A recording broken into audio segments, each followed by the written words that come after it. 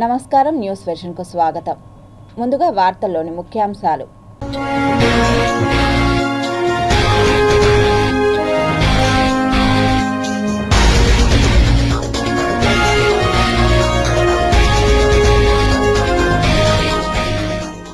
మరో ఘనత సాధించిన ఇస్రో, డీడాకింగ్ చేయడంలో విజయం సాధించిన ఖగోళ శాస్త్రవేత్తలు.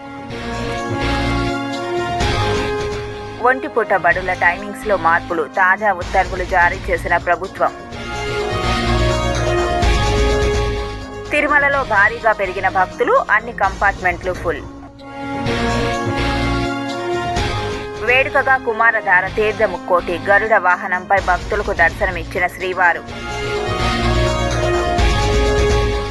రంగుల హోలీ, సంతోషపు కేలి, రంగులతో రంగుల వేడుకలు.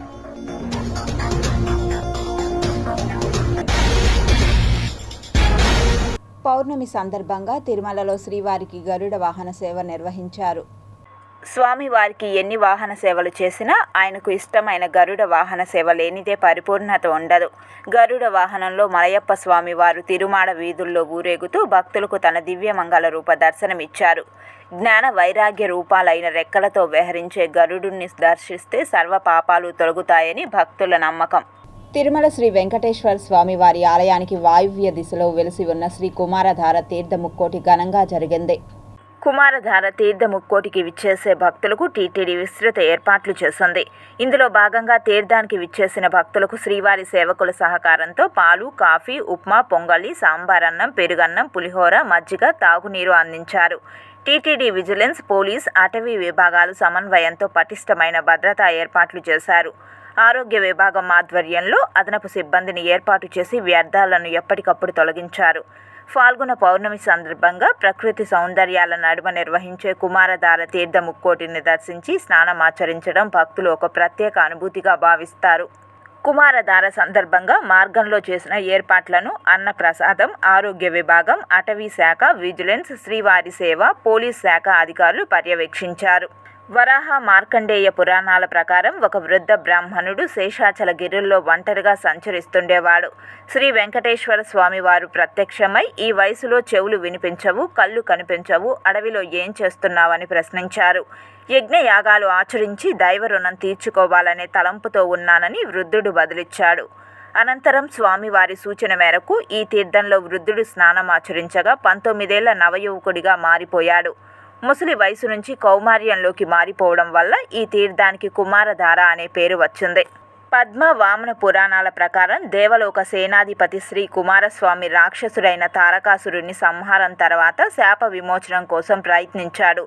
శివుని సూచన మేరకు శేషాచల పర్వతాల్లోని వృషభాద్రిలో తపస్సు చేశాడు. అనంతరం ఈ తీర్థంలో స్నానమాచరించి శాప విమోచనం పొందాడు. సాక్షాత్తు శ్రీ కుమారస్వామి వారు స్నానం చేయడం వల్ల ఈ తీర్థానికి కుమారధార అనే పేరు స్థిరపడింది.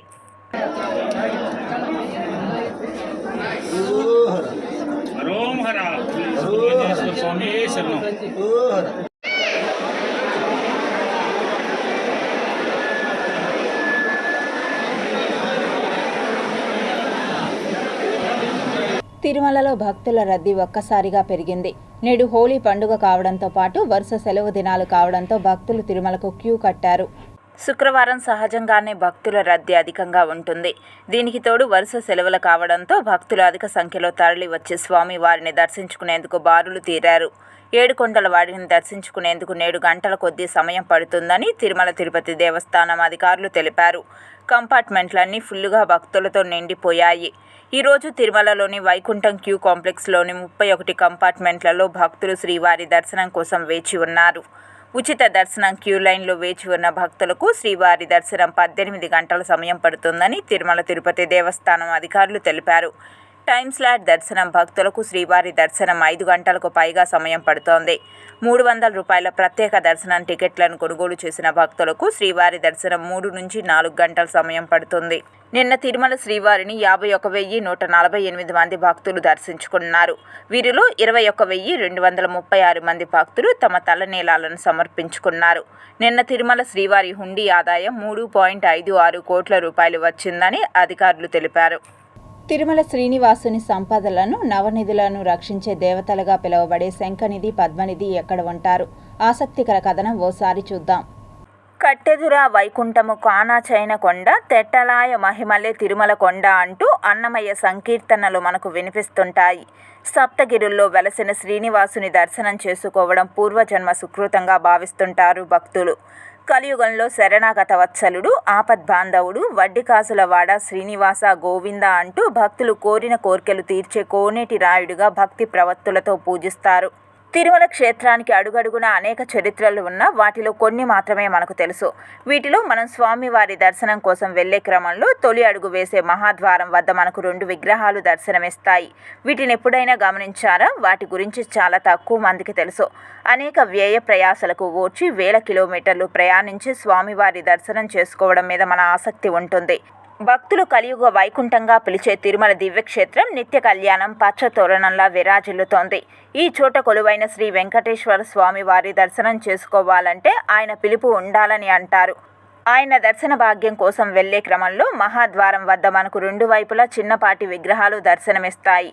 మహాద్వారం 2 వైపులా ద్వారపాలకులు లాగా సుమారు 2 అడుగుల ఎత్తులో పంచలోహ విగ్రహాలు కనిపిస్తాయి. వీటిని శంఖనిధి, పద్మనిధి అని పిలుస్తారు. వీరి పేర్లు వినగానే మీకు అర్థమవుతోంది. తిరుమల శ్రీనివాసుని సంపదలను, నవనిధులను రక్షించే దేవతలుగా పురాణాల్లో లిఖించబడ్డారు. ఇందులో దక్షిణ దిశలో ఉన్న రక్షక దేవతకు 2 చేతుల్లో 2 శంఖాలు ఉంటాయి. ఈ దేవత పేరు శంఖనిధి. మరోవైపు ఉత్తర దిశలో ఉన్న రక్షక దేవతకు 2 పద్మాలు ధరించి ఉంటుంది. ఈ దేవత పేరు పద్మనిధి. ఈ 2 విగ్రహాల పాదాల వద్ద 6 అంగుళాల పరిమాణం గల రాజ విగ్రహం నమస్కార భంగిమలో నిల్చుని ఉండడం గమనించవచ్చు. ఈ విగ్రహం విజయనగర రాజైన అచ్యుత దేవరాయల వారిది. బహుశా ఆయన ఈ నిధి దేవతలను ప్రతిష్ఠించి ఉంటారని కొందరు తమ కావ్యాల్లో రచించారు. ఆగమ శాస్త్రం ప్రకారం సాధారణంగా ఈ నిధి దేవతలను ఆలయానికి 3వ ప్రాకార ప్రవేశ ద్వారం వద్ద ఏర్పాటు చేయడం సంప్రదాయం. దీనిని బట్టి తిరుమల ఆలయం 3 ప్రాకారాలు కలిగిన ఆలయమని ఈ నిధి దేవతల ప్రతిష్ఠ వల్ల స్పష్టమవుతుందని అంటారు. తిరుమల ఆలయంలో మొదటిది ఆవరణ ముక్కోటి ప్రదక్షిణం, 2వది విమాన ప్రదక్షిణం, 3వది సంపంగి ప్రదక్షిణం. ఈసారి తిరుమల శ్రీవారి దర్శనం కోసం వచ్చే భక్తులు తప్పక మహాద్వారం వద్ద ఉన్న శంఖనిధి, పద్మనిధికి నమస్కారం చేసుకుని లోపలికి వెళ్తే మంచి జరుగుతుందని అర్చకులు చెబుతున్నారు. దైవ దర్శనానికి వచ్చే వృద్ధ భక్తులను టార్గెట్ చేస్తూ మత్తుమందు ఇచ్చి దోచుకుంటున్న 2ని తిరుమల పోలీసులు అరెస్టు చేశారు. 2 టౌన్ పోలీసుల కథనం మేరకు ఈ ఏడాది జనవరి 5న ఓ భక్తురాలు శ్రీవారి ఆలయ తూర్పు మాడ వీధిలోని గ్యాలరీలో కూర్చుని ఉన్న తనకు దర్శనం చేయిస్తానని నమ్మించి మత్తు మాత్రలు ఇచ్చి తాలిబొట్టు, చైన్, చెవిదుద్దులు తీసుకెళ్లారని తిరుమల 2 టౌన్ పోలీసులకు ఫిర్యాదు చేశారు. సీసీ కెమెరాల ఫుటేజ్ ఆధారంగా పోలీసులు దర్యాప్తు ప్రారంభించారు.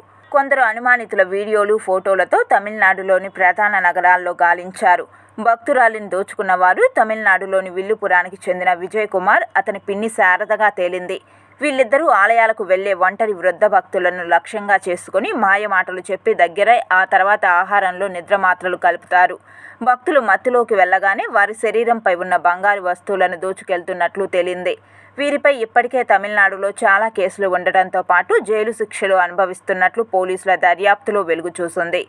తమిళనాడులోని 3 జిల్లాల పోలీసులు వీరి కోసం గాలిస్తున్న క్రమంలో ప్రత్యేక నిఘాతో తిరుమల పోలీసులు కాంచీపురంలో విజయ్ కుమార్, శారదను గురువారం అరెస్టు చేశారు. వారి నుంచి 21 గ్రాముల బంగారు ఆభరణాలు, 45,000 రూపాయల నగదు, 3 సెల్ ఫోన్లు, 6 మత్తు మాత్రలు, ఓ కారు స్వాధీనం చేసుకున్నారు. వేసవి తీవ్రత పెరుగుతోంది. విద్యార్థులకు ఇబ్బంది లేకుండా ఒంటిపూట బడులపైన ప్రభుత్వం నిర్ణయం తీసుకుంది. టైమింగ్స్ వెల్లడించింది. ఈ మేరకు పాఠశాల విద్యాశాఖ తాజా ఉత్తర్వులు జారీ చేసింది. ప్రభుత్వ, ఎయిడెడ్, ప్రైవేట్ పాఠశాలలో ఈ నెల 15 నుంచి ఏప్రిల్ 23 వరకు ఒంటిపూట తరగతులు మాత్రమే నిర్వహిస్తారు. ఏపీలో ఉదయం 7:45 నుండి మధ్యాహ్నం 12:30 వరకు ఒంటిపూట బడులు కొనసాగుతాయి. 10వ తరగతి పరీక్ష కేంద్రాలు ఉన్న బడుల్లో మధ్యాహ్నం 1:15 నుంచి సాయంత్రం 5 గంటల వరకు తరగతులు నిర్వహించేలా విద్యాశాఖ తాజాగా ఉత్తర్వులు జారీ చేసింది. తెలంగాణలోని పాఠశాలలు ఉదయం 8 గంటలకు ప్రారంభమై మధ్యాహ్నం 12:30 వరకు తరగతులు కొనసాగుతాయి. 10వ తరగతి పరీక్షలు జరుగుతున్న సెంటర్లలో మాత్రం మధ్యాహ్నం 1 గంట నుంచి సాయంత్రం 5 గంటల వరకు తరగతులు నిర్వహించాలని ఉత్తర్వుల్లో పేర్కొన్నారు. తిరుపతి గొల్లవానిగుంటలోని ఇంటర్నేషనల్ క్రీడా స్టేడియంను ఈ వేసవి సెలవుల సందర్భంగా ప్రజలకు అందుబాటులోకి తీసుకొస్తున్నట్లు తిరుపతి జిల్లా కలెక్టర్ వెంకటేశ్వర్లు వెల్లడించారు. మనకి తిరుపతి జిల్లాలో తిరుపతి సిటీలో గొల్లవానిగుంటలో ఉన్నటువంటి మనము ఈ క్రికెట్ అరీనాకి రావటం జరిగింది. మాతో పాటు మనకి శాప్ చైర్మన్ గారు రవినాయుడు గారు, అదేవిధంగా మనకి నరసింహ యాదవ్ గారు, మున్సిపల్ కమిషనర్ గారు, వీళ్ళందరూ కూడా జాయిన్ అవ్వడం జరిగింది. ఈరోజు తిరుపతి స్మార్ట్ సిటీలో భాగంగా ఈ గొల్లవానిగుంట ఇది వరకు ఒక డంపింగ్ యార్డ్ కింద ఉండేది. దాన్ని స్మార్ట్ సిటీలో అభివృద్ధి చేసి సుమారుగా 4.5 కోట్లు వెచ్చించి దీన్ని ఒక state of the art cricket స్టేడియాన్ని, క్రికెట్ గ్రౌండ్ డెవలప్ చేయడం జరిగింది. దాంట్లో ఇంకా కొన్ని పనులు మిగిలిపోవడంతో దాన్ని ఫర్దర్గా దీన్ని ఎట్లా అందుబాటులోకి తీసుకురావాలి, ఎందుకంటే సుమారుగా పనులు టేకప్ చేసి సుమారుగా 3 ఏళ్ళు అవుతున్నప్పటికీ ఇప్పటి వరకు మనకు గ్రౌండ్ అందుబాటులోకి రాలేదు. సో మనకి శాప్ చైర్మన్ గారి సలహాతో దీన్ని త్వరలోనే అందుబాటులోకి ఎట్లా తీసుకురావాలని మమ్మల్ని లాస్ట్ టైం కూడా ఒకసారి ప్లాన్ చేసుకోమన్నారు. కాకపోతే ఏంటంటే గత 2 సంవత్సరాలుగా దీన్ని కొద్దిగా ఇబ్బందికరమైన వాతావరణం రావడం, ముందుకు సాగలేకపోవడం అనేది బాధాకరమని దీని మీద కలెక్టర్ గారు కూడా, ఎందుకంటే మా తిరుపతి కలెక్టర్ గారు వెంకటేశ్వర సార్ కూడా మంచి క్రీడా ప్రోత్సాహకారి, దాంతోపాటు మంచి క్రికెటర్ కూడా. అయితే తిరుపతిలో క్రికెట్ ఏదైతే క్రీడాకారుల కోసం దీన్ని అందుబాటులో తీసుకొని రావాలని స్పోర్ట్స్ అథారిటీని సూచించడంతో పాటు మా కమిషనర్ గారు కూడా పూర్తి స్థాయిలో మా సహకారం ఉంటుంది, దీన్ని ఉపయోగంలోకి తీసుకొని రావాలి. స్పోర్ట్స్ అథారిటీ ప్లస్ మున్సిపాలిటీ ఒక కంబైన్డ్గా ముందుకెళ్తే స్పోర్ట్స్ బాగా డెవలప్ అవుతుందని సూచన మేరకు ఈరోజు గతంలో ఏదైతే వర్క్ చేశారో రిమైనింగ్ వర్క్స్ దాదాపు ఇప్పటి వరకు చూస్తే 4.5 కోటికి సంబంధించిన వర్క్స్ పెండింగ్ ఉన్నాయి. వాటన్నిటిని కూడా ఉపయోగంలోకి తీసుకొని రావడంతో పాటు భవిష్యత్తులో కూడా ఇది నైట్ డే మ్యాచ్లు కూడా నిర్వహించేదానికి తగ్గట్టు ఫ్లడ్ లైట్స్ కూడా తీసుకొని రావాలని నాకు ఆలోచన ఉంది. నిధులను సమకూర్చుకొని దీనికి ఎప్పటికప్పుడు దీన్ని ఒక బ్రహ్మాండమైన మల్టీపర్పస్ యూజేజ్గా ఉండే విధంగా ఇటు కబడ్డీ కానీ, ఖోఖో కానీ, అదేవిధంగా వాలీబాల్ కానీ ఈ అన్నీ కూడా ఈడొక అకాడమీ లాగా తయారు చేయాలనేది సూచించడం జరిగింది. మహిళా దినోత్సవాన్ని పురస్కరించుకొని చంద్రగిరి నియోజకవర్గంలోని మహిళలకు కుట్టు మిషన్లు, ఈ ఆటోలు, వికలాంగులకు సైకిల్, వినికిడి యంత్రాలను ఎమ్మెల్యే పులివర్తి నాని పంపిణీ చేశారు. తిరుపతి రూరల్ మండలం చిగురువాడ పంచాయతీ పరిధిలో రాస్ ఆధ్వర్యంలో మహిళా దినోత్సవ కార్యక్రమాన్ని ఘనంగా నిర్వహించారు. ఈ కార్యక్రమానికి ముఖ్య అతిథిగా చంద్రగిరి ఎమ్మెల్యే పులివర్తి నాని విచ్చేశారు. ఈ సందర్భంగా ఆయన మాట్లాడుతూ గత 44 సంవత్సరాలుగా కేంద్ర, రాష్ట్ర ప్రభుత్వాలు మరియు విదేశీ సంస్థల సహకారంతో రాష్ట్రంలో అమలు చేస్తున్న వివిధ సేవా కార్యక్రమాలు రాస్ నిర్వహించడం అభినందనీయమని కొనియాడారు. చంద్రబాబు నాయుడు గారు అంటే మిమ్మల్ని ఏ విధంగా అన్నదమ్ముడు చూసుకుంటున్నారో చూసుకోండి.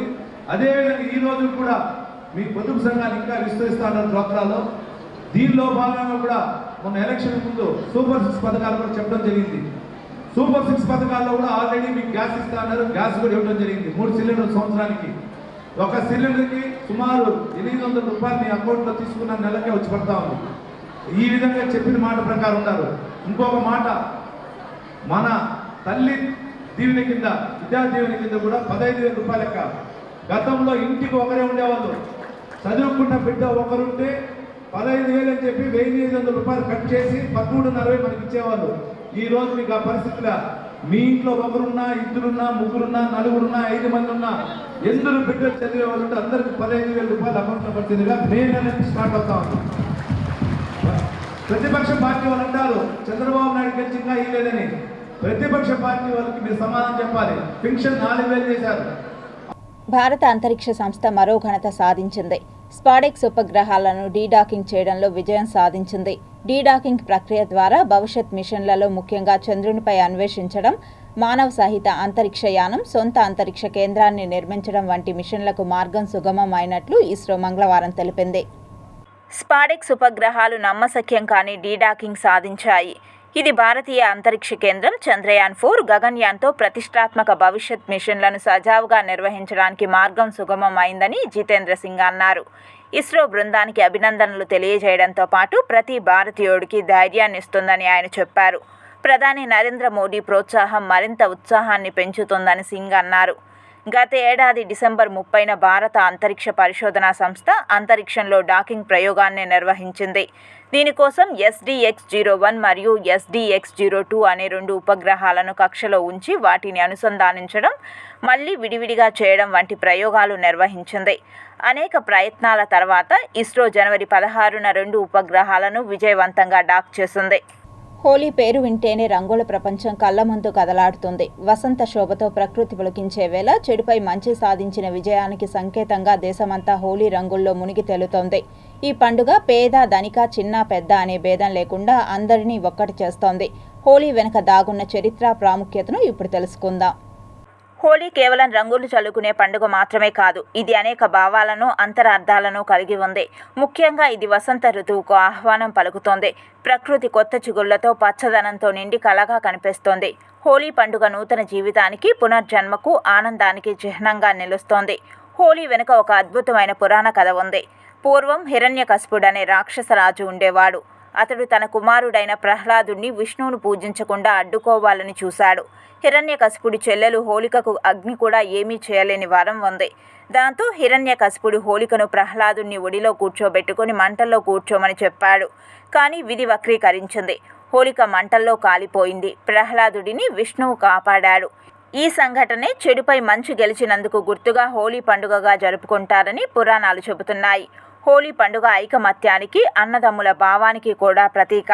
ఈ రోజున ప్రజలు పాత గొడవలు మర్చిపోయి ఒకరిపై ఒకరు రంగులు చల్లుకుంటారు. బంధువులు, స్నేహితులు కలిసి పాటలు పాడుతూ, ఆటలాడుతూ హోలీ వేడుకల్లో మునిగిపోతారు. హోలీ పండుగ సమాజంలో సఖ్యతను పెంచుతోంది. హోలీ పండుగ సామాజిక సామరస్యాన్ని పెంపొందిస్తోంది. హోలీ చరిత్ర ఎంతో ప్రాచీనమైనది. ఈ పండుగ వేదకాలం నుంచే ఉందని చెబుతారు. కాలంతో పాటు ఈ పండుగ రూపురేఖలు మారినా దాని ప్రాముఖ్యత చెక్కు చెదరలేదు. ఒకప్పుడు హోలీని కామదేవుడికి అంకితం చేసేవారు. కానీ రాను రాను విష్ణువు, కృష్ణుడి ఆరాధనలో భాగమైపోయింది. ఇప్పుడు హోలీ పండుగ దేశమంతటా రకరకాలుగా జరుపుకుంటారు. ఉత్తర భారతదేశంలో లాట్మార్ హోలీ, ఫులోన్ వాలి హోలీ వంటి ప్రత్యేక సాంప్రదాయాలు ఉన్నాయి. దక్షిణ భారతదేశంలో కూడా హోలీ వేడుకలు ఘనంగా జరుగుతాయి. హోలీ కేవలం మతానికి సంబంధించిన పండుగే కాదు, ఇది మన సంస్కృతిలో, సమాజంలో భాగమైపోయింది. హోలీని ప్రతి ఒక్కరూ సంతోషంగా జరుపుకుంటారు. రంగులు పూసుకుంటూ, పాటలు పాడుకుంటూ, ప్రత్యేకమైన వంటలు తింటూ హోలీ సంబరాలు చేసుకుంటారు. చివరిగా చెప్పాలంటే హోలీ కేవలం రంగుల పండుగ కాదు, ఇది చెడుపై మంచి విజయం సాధించినందుకు గుర్తుగా వసంత ఋతువు వచ్చే వేళ అందరూ కలిసిమెలిసి ఉండాలని చెప్పే గొప్ప పండుగ.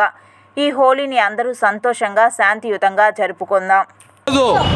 హోలీ సందర్భంగా హోలీ పండుగను స్థానిక తిరుపతిలో బండ్ల వీధి సర్కిల్లో భారతీయ జనతా పార్టీ నాయకులు, కార్యకర్తలు, అలాగే ఇక్కడ షాపులు పెట్టుకుని నివసిస్తున్న మార్వాడి, రాజస్థాన్ స్టేట్లతో కలిసి ఈరోజు హోలీ పండుగ ఘనంగా జరుపుకున్నాం.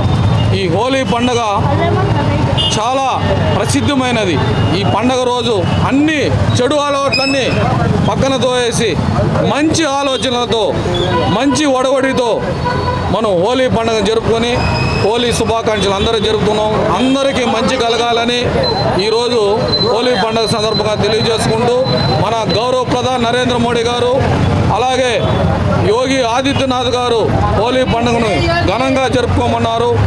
ఈ సందర్భంగా భారతీయ జనతా పార్టీ ఆధ్వర్యంలో హోలీ పండుగను జరుపుకొని అందరూ సుఖ సంతోషాలతో ఉండాలని, మన భారతదేశం ప్రపంచంలోనే నెంబర్ 1 స్థానంగా ఉండాలని ఇవాళ యావత్ భారతదేశంలో కూడా హోలీ పండుగ నడుస్తుంది. హోలీ అంటే ఒక మన్మధుని మహాఈశ్వరుడి ద్వారా బంధించినటువంటి రోజు. ఆ సందర్భంగా భారతీయ ప్రజలందరూ కూడా ఆ కాలం నుంచి ఈ రోజు వరకు కూడా హోలీ జరుపుకుంటారు. ఆ సందర్భంగా భారతీయ జనతా పార్టీ తరఫున బండ్ల వీధిలో మార్వాడి షాపులలో మార్వాడీసు వాళ్ళ కుటుంబ సభ్యులతో ఇవాళ హోలీ పండుగ జరుపుకోవడం జరిగింది. రాజస్థానీ ప్రవాసీ రాజస్థానీ సంఘ్ తరఫున అందరూ రాజస్థాన్ వాళ్ళు, యూపీ, బీహార్ ఇది మెయిన్ ఫెస్టివల్ ఉంది ఇక్కడ. ఇప్పుడు మన ఆంధ్రప్రదేశ్లో కూడా మెయిన్ ఫెస్టివల్ ఉంది. రాజస్థానీ మిత్ర మండలి తరఫున ఈ రేణిగుంట పట్టణంలో ఘనంగా నడిపిస్తున్నాము హోలీ ప్రోగ్రాము. సో రేణిగుంట పట్టణం జనాలకి శుభాకాంక్షలు తెలియజేసి మన రాజస్థానీ సమాజం బాగుండాలని మనం వెంకటేశ్వర స్వామిని మేము కోరుకుంటున్నాము. జై శ్రీరామ్. రేడిగుంట ప్రజలకి అందరికీ నమస్కారాలు. హోలీ శుభాకాంక్షలు అందరికీ. హిందూ బై ముస్లిం బై అందరూ ఏకతా ఉండేసి మేము హోలీ పండుగలు చేసుకుంటున్నాం. ప్రతి సంవత్సరము హోలీ బాగా జరుపుకుంటా ఉన్నాము. అందరూ కలిసి మెలిసి చేసుకుంటాము. ఇట్లే ప్రతి సంవత్సరం మేము హోలీ చేసుకుంటూ ఉండాలని కోరుకుంటూ ఈ ఆశీర్వాదాలు అందరితో బాగుండాలనేసి కోరుకుంటున్నాం. విఘ్నాలు తొలగించే వినాయకుడి దర్శనం కష్టమైంది. దర్శనార్థం వచ్చే భక్తులకు కనీస మర్యాదలు కరువవుతున్నాయి. స్వామి దర్శనార్థం వచ్చే భక్తులకు ఉచిత దర్శనం, శీఘ్ర, అతి శీఘ్ర వీఐపీ దర్శన సేవలను కల్పిస్తున్నారు. ఈ దారిలో మాత్రమే స్వామివారిని దర్శించుకునేందుకు భక్తులకు అధికారికంగా అనుమతులు ఉన్నాయి. అయితే చాలామంది భక్తులు నిర్ణీత రుసుం చెల్లించి స్వామి దర్శనం చేసుకుని ఆశీర్వచనాలు, ప్రసాదాలు స్వీకరిస్తుంటారు. ఆలయంలోకి భక్తులు ప్రవేశించగానే గణేశుడి నామస్మరణతో ముందుకు వెళ్తుంటారు. ఇలాంటి తరుణంలో కొందరు సిబ్బంది ఏమయ్యా రాయా పోయా అని కసురుకుంటారు. చిత్తూరు వాసులకు ఈ మాటలపై పెద్దగా పట్టింపు ఉండదు. కానీ ఇతర జిల్లాలు, రాష్ట్రాల నుంచి వచ్చే భక్తులు బాధపడుతున్నారు. ఇక కొందరు సిబ్బంది దురుసుతనంతో తీవ్ర మనస్తాపానికి గురవుతున్నారు. గట్టిగా ప్రశ్నిస్తే ఎవరికి చెప్పుకుంటావో చెప్పుకో అనే సమాధానం వస్తోంది. ఇక టికెట్లు ఉన్నా లోపలకు పంపడంలో నిర్లక్ష్యంగా వ్యవహరిస్తున్నారు. ప్రోటోకాల్ దర్శనంలో కూడా పూర్తిగా అలసత్వం వహిస్తున్నారు. సొంత సేవలు, దర్శనాలకు మాత్రం పరిగెత్తుతుంటారు. 500 రూపాయలు, 1000 రూపాయల పూజలకు ముఖ్యత్వం ఇస్తున్నారనే ఆరోపణలు వినిపిస్తున్నాయి. కొందరు తెల్ల చొక్కాలు వేసుకుని ఆలయ సిబ్బంది తరహాలోనే వ్యవహరిస్తూ స్వామి దర్శనాలు చేయించడమే పనిగా పెట్టుకుంటున్నారు. ఇందుకు కొందరు అధికారులు, సిబ్బంది సహకరిస్తున్నారనే విమర్శలు వస్తున్నాయి. అక్కడ పనిచేసే కొందరు సిబ్బంది ద్వారా దర్శనానికి వెళ్తే దగ్గరుండి దర్శనాలు బాగానే చేయిస్తున్నారు. ఆలయ ఎంట్రీ నుంచి గేట్లు చకచకా తెరుచుకొని వస్తుంటాయి. లోపల అర్చకుల చేత ఆశీర్వచనాలు, తిలకం, హారతి ఉంటాయి. సాధారణంగా వీఐపీ దర్శనానికి వెళ్ళినా కనీసం హారతి కూడా దక్కదు. దేవుణ్ణి అలా చూసి ఇలా వచ్చేయాల్సిందే. చేతిలో 500, 1000 రూపాయలు పెడితే మర్యాదకు కొదవ ఉండదని భక్తులు వాపోతున్నారు. దీనిపై జిల్లా స్థాయి నుంచి రాష్ట్ర స్థాయి అధికారుల వరకు ఫిర్యాదులు వెళ్తున్నాయి. పూర్తి స్థాయిలో నిఘా పెట్టారు. భక్తులతో సిబ్బంది, హోంగార్డులు అమర్యాదగా ప్రవర్తిస్తున్నారని కుప్పలు తెప్పలుగా ఎస్పీ మణికంఠ చందోలుకు సైతం ఫిర్యాదులు వెళ్లాయి. బ్రహ్మోత్సవాల సమావేశంలో ఈ విషయమై ఆయన పదే పదే చర్చించారు. ప్రోటోకాల్ ఉన్న వ్యక్తులకు కనీస మర్యాదలు కల్పించాలని సూచించారు. భక్తులతో అమర్యాదగా ప్రవర్తించరాదని హెచ్చరించారు. ఇకపై ఫిర్యాదులు రాకుండా చూసుకోవాలని, భక్తులతో మంచిగా మాట్లాడాలని చెప్పుకొచ్చారు. లేని పక్షంలో చర్యలు ఉంటాయని గట్టిగా వార్నింగ్ ఇచ్చారు. పేషెంట్ అనారోగ్యం నుండి కోలుకున్నాడంటే అందులో ఒక భాగం ల్యాబ్ టెక్నీషియన్ పాత్ర ఉంటుందని మేయర్ శిరీష కొనియాడారు. తుడా కచ్చాపి ఆడిటోరియంలో జరిగిన మెడికల్ ల్యాబ్ టెక్నీషియన్స్ డే 2025 వేడుకల్లో డాక్టర్ శిరీష పాల్గొన్నారు. మీకు అందరికీ తెలుసు, డాక్టర్స్కి ఎటువంటి బాధ్యత అయితే ఉంటుందో అంతకంటే ఎక్కువ బాధ్యత ల్యాబ్ టెక్నీషియన్స్ మీద ఉంటుందనేది ఒక వైద్యురాలుగా చెప్తున్నారు. అంటే ముందు కాలంలో చికిత్స చేస్తున్నటువంటి డాక్టర్ జస్ట్ నాడి పట్టుకొని ఎక్స్టర్నల్ ఎగ్జామినేషన్ చేసి చాలా మటుకు నిర్ధారణకు వచ్చేవాళ్ళు. ఈ ఈ డిసీజ్ ఉంటుంది అనేసి ట్రీట్మెంట్ ఇచ్చేవాళ్ళు. కానీ పోను టెక్నాలజీ పెరిగే కొద్దీ ఎక్కువ డయాగ్నోస్టిక్ టెస్ట్ మీద, అంటే ల్యాబ్ ఇన్వెస్టిగేషన్స్ మీద డాక్టర్స్ డిపెండ్ అవ్వడం. సో మీ మీద మొత్తం ట్రీట్మెంట్, డయాగ్నోసిస్ అంతా కూడా, సో పేషెంట్ సగం ట్రీట్మెంట్ అంతా కూడా మీరు ఇచ్చేటువంటి రిపోర్ట్స్ మీద ఉంటుంది. ల్యాబ్ టెక్నీషియన్ అంటే చాలా ముఖ్యమైనటువంటి స్థితి. అది ఏ చిన్నది వచ్చినా, జ్వరం వచ్చినా, ఏమొచ్చినా కూడా టెక్నీషియన్ దగ్గరికి వెళ్ళి బ్లడ్ టెస్టులు అన్నీ చేయించుకుంటేది కానీ డాక్టరు నిర్ధారణ చేయలేడు. సో నేనేంటంటే సరదాగా 2 నిమిషాలు నవ్వించిన తర్వాత అన్నీ మీరు నవ్వితే నేను ఆనందపడతాం. రవిబాబు నేను సరదాగా చేద్దాం అనుకున్నాం. అయితే ఏంటంటే తర్వాత సభ ఎలా ఉంది కాబట్టి అప్పుడు మాట్లాడతాను. ఈ కార్యక్రమాన్ని గత 2 సంవత్సరాలుగా కూడా నిర్వహిస్తున్నాం. ఇదే క్రమంలో ఈ సంవత్సరం కూడా తిరుపతిలోని కచ్చాపి ఆడిటోరియంలో నిర్వహిస్తున్నాం. రాబోయే రోజుల్లో మా అసోసియేషన్ నుంచి మండలాల వారీగా కూడా మండలాల కమిటీలు కూడా వేస్తామని చెప్పేసి కూడా తెలియజేస్తున్నాను.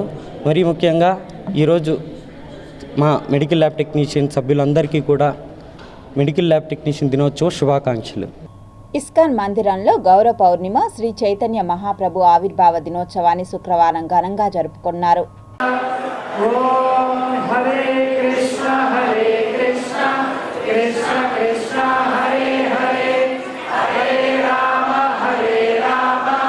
this Hare Krishna mantra is now known all over the world due to the benevolence, the greatness of Srila Prabhupada, the founder Acharya of the International Society for Krishna Consciousness.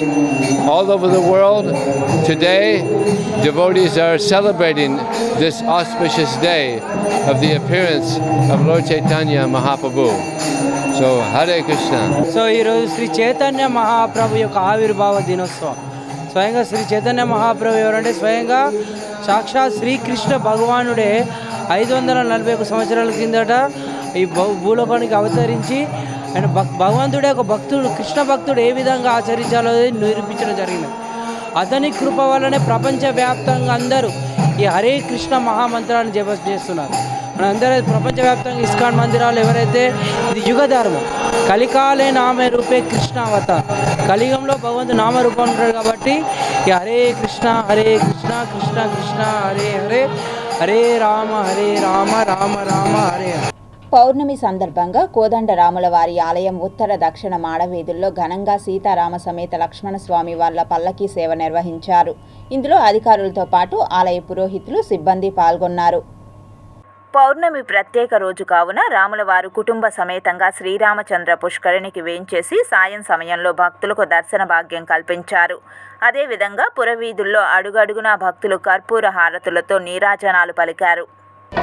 ఈరోజు పౌర్ణమి సందర్భంగా తిరుపతిలోని కోదండరామస్వామి ఆలయనందు అష్టోత్తర శతకలశాభిషేకము ఉదయం జరిగింది.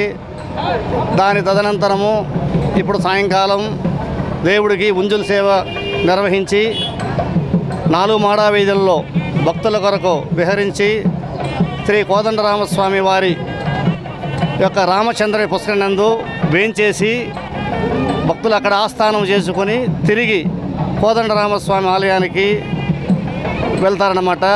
ఈ యొక్క సదవకాశాన్ని భక్తులు కనులారా వీక్షించి స్వామివారి కృపకు వదిలైనారని సంతోషిస్తున్నాము. తిరుమల తిరుపతి దేవస్థానము ఆల్వార్ దివ్య ప్రబంధ ప్రాజెక్ట్ ఆధ్వర్యంలో లక్ష్మీ జయంతి సందర్భంగా వేద వాంగ్మయంలో లక్ష్మీదేవి మహత్యాన్ని గురించి శతావధాని ఉప్పల దడియం భరత్ శర్మ స్థానిక అన్నమాచార్య కళామందిరంలో ఆధ్యాత్మిక ప్రవచనం చేశారు.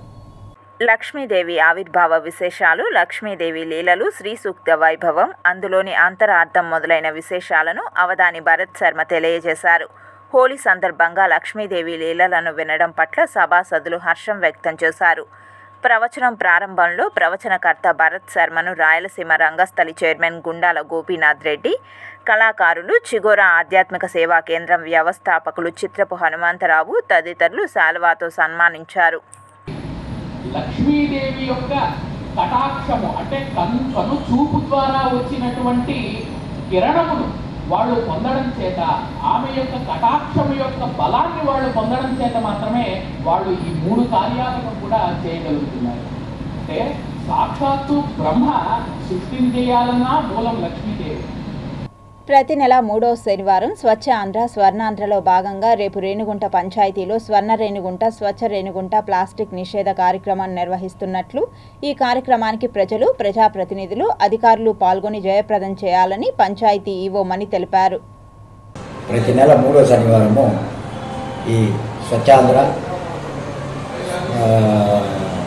స్వర్ణాంధ్ర ప్రదేశ్ భాగంగా ప్రతి నెల 3వ శనివారం గ్రామంలో ఏదో హ్యాబిటేషన్ కానీ గ్రామంలో కానీ శుభ్రం చేసి ప్రభుత్వ కార్యాలయాలు, ఇతర భవనాలు అన్నీ శుభ్రం చేసి ఓవరాల్ శానిటేషన్ అంటారు దాన్ని చేయించేసి అందరూ భాగస్వాములు, గ్రామ ప్రజలకి ఎస్ఎస్సి గ్రూప్ లీడర్స్ అయ్యేవి, ఏఎన్ఎంస్, ఆశా వర్కర్లు, సచివాలయ స్టాఫ్లు, ప్రజాప్రతినిధులు, గ్రామ ప్రజలు, గ్రామం ఉండే పెద్దలు కూడా అందరూ కలిసికట్టుగా గ్రామాన్ని శుభ్రంగా పెట్టుకునేదానికి ఒక ఉద్యమంలాగా ప్రతి నెల 3వ శనివారం స్వర్ణాంధ్ర స్వచ్ఛాంధ్ర కార్యక్రమం భాగంగా రేపు ప్రోగ్రాం ఏమిటంటే ప్లాస్టిక్పై నిషేధం, ప్లాస్టిక్ వాడకంపై నిషేధం పూర్తి స్థాయిలో రేణిగుంట గ్రామ పంచాయతీలో చేసేదానికి శ్రీకారం చుడుతున్నాము. ఇదివరలో కూడా షాప్ యజమానులకు కూడా మెసేజ్ అయితే ఇవ్వడం జరిగింది. మెసేజ్ అంటే ఫస్ట్ వార్నింగ్ ఇస్తాం. వార్నింగ్ ఇచ్చిన తర్వాత గవర్నమెంట్కు జీవో ఒకటి ఉండాలి ప్లాస్టిక్ నిషేధాన్ని గురించి, దాని గురించి కూడా వాళ్ళకి వివరించడం జరిగింది. తిరుపతి లోకల్ బులియన్ మార్కెట్లో బంగారం వెండి ధరలు ఇలా ఉంటాయి. 24 క్యారెట్లు 10 గ్రాముల బంగారం ధర 91,110 రూపాయలు. 22 క్యారెట్ల 1 గ్రామ్ బంగారం ధర 8,230 రూపాయలు. 1 కేజీ వెండి ధర 1,03,500 రూపాయలు. 1 గ్రామ్ రిటైల్ వెండి ధర 106 రూపాయల 50 పైసలు. వార్తలు ముగించే ముందు ముఖ్యాంశాలు మరోసారి.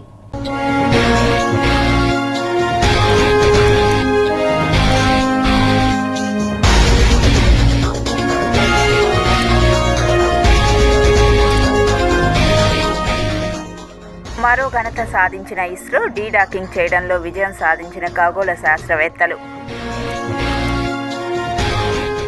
ఒంటిపూట బడుల టైమింగ్స్లో మార్పులు, తాజా ఉత్తర్వులు జారీ చేసిన ప్రభుత్వం. తిరుమలలో భారీగా పెరిగిన భక్తులు, అన్ని కంపార్ట్మెంట్లు ఫుల్. వేడుకగా కుమారధార తీర్థముక్కోటి, గరుడ వాహనంపై భక్తులకు దర్శనమిచ్చిన శ్రీవారు. రంగుల హోలీ, సంతోషపు కేలి, రంగులతో రంగుల వేడుకలు.